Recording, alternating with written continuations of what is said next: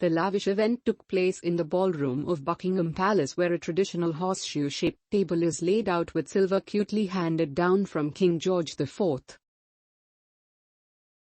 Preparations for such an important royal event begin over a year in advance, and the work for the South African state visit began during the reign of Queen Elizabeth, but it was reported that King Charles was delighted to continue with his mother's plans. Place settings at a state banquet are exactly 45 centimeters apart, and precise measurements are very important for the occasion so that every table piece is correctly aligned. Around 170 guests attended the event, which required 1,700 pieces of cutlery to be laid out using rulers to get the measurements correct.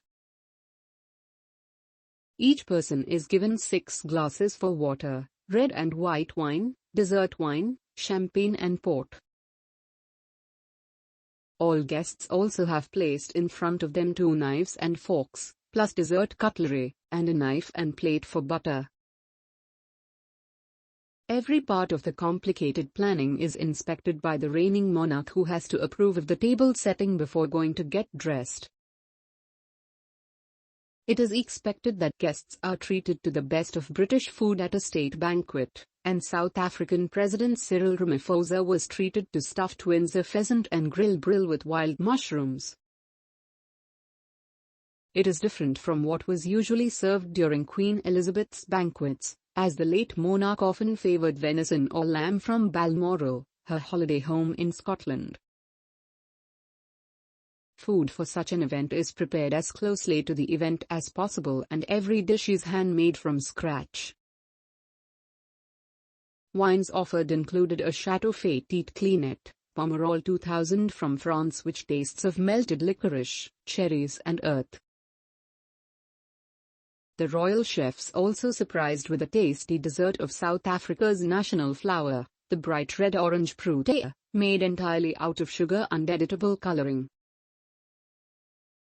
Kate Middleton and Prince William arrived for the occasion dressed in their best, as Kate wore her favourite tiara, the Cambridge Lover's Knot, which was a wedding gift to Princess Diana, and also wore diamond earrings which also belonged to the late Princess of Wales. It was the first time the royal pair were part of such an important diplomatic event, and they initially travelled to central London to the hotel where President Cyril Ramaphosa was staying to accompany him to the Horse Guards parade to start the welcoming ceremony. Due to work being done at Buckingham Palace, the South African leader could not stay overnight at the royal home, which is usually custom. Other important people at the event were Prime Minister Rishi Sunak, who said in a statement, "South Africa is already the UK's biggest trading partner on the continent, and we have ambitious plans to turbocharge infrastructure investment and economic growth together.